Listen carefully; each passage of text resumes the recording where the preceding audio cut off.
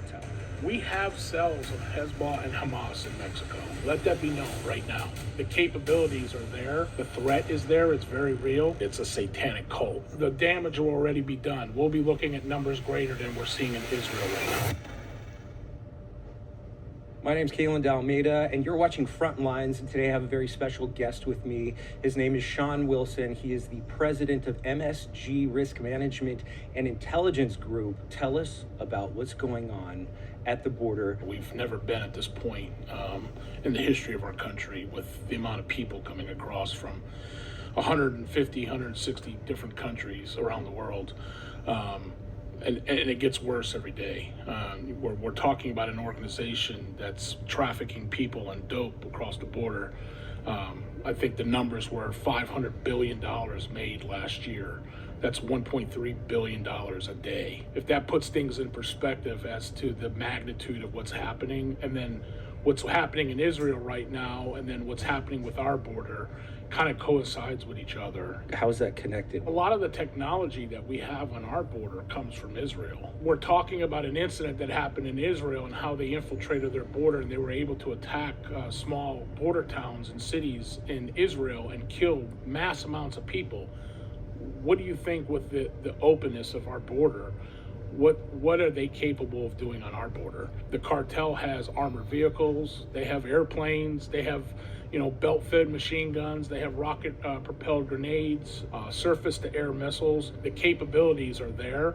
The threat is there. It's very real. With the current administration really just standing down and turning Border Patrol into a humanitarian aid agency rather than an agency that exists to protect the border, we have anybody coming into this country. MSG Risk Management Intelligence, we do multiple things. The intelligence side of what's going on the border is one of the things that we do, but we also do investigations. We also do high-profile protection. We provide a border intelligence briefing every 2 weeks to members of Congress, state legislative bodies, and we're reporting all this stuff to the people that need to make policy and decisions on what's happening on our border, because they're not getting the full scope of what's really happening on our border. Border Patrol is doing what they're allowed to do. They're not able to do their jobs. Right. They become babysitters. While they're processing people, there's other things coming across the border that are being undetected. Terrorists coming across the border, like we documented. I was working with a group in 2017 where we hand-delivered a video of a known terrorist coming in through the border in Arizona, and it was sent all the way up to the highest levels of the government, and he was a Syrian terrorist. So those things should be alarming to the American public.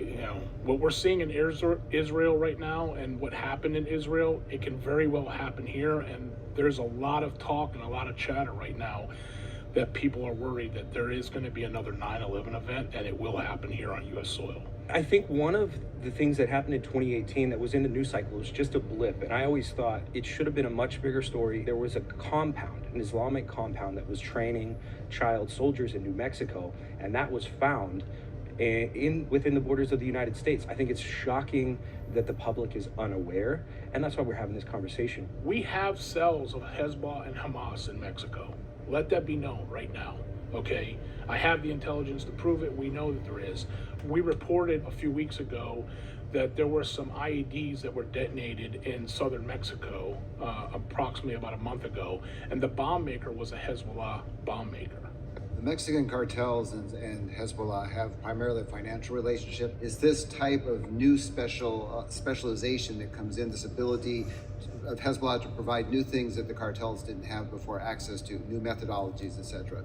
That should alarm people that if that's happening in Mexico that close to our border, then what do you think is happening here in the United States? How are we going to propel an attack from our southern border? You're not going to send fighters from Davis-Monthan or Luke Air Force Base and do bombing strafes along the border because we have ranches and people that live there. You're not going to be able to stop it. And by the time you stop it, the damage will already be done. We'll be looking at numbers greater than we're seeing in Israel right now, especially if it came to southern Texas. You're essentially the canary in the coal mine saying, hey, this is what's going on. We need to wake up. this is not just Mexico's issue. This is our issue also. It's not just the cartel. This is a global issue coming through the southern border. Who is working with the cartel? Mexico, the citizenry, the government, it's all complicit with the cartel. But it's also a culture thing in Mexico. You know, some of the people don't have a choice. It's either do or die. The cartel has a motto, and it's called Plato or Plomo, which means silver or lead. They glorify the narco culture in Mexico. You have a lot of kids growing up, they hear the music, they watch the music videos, they see the movies. Everything is pro-narco in Mexico. They have an endless supply of child soldiers, right. and people that want to do it. But this is not just happening in Mexico. It's happening all through Latin America. Not only that, the Chinese are heavily embedded in Mexico.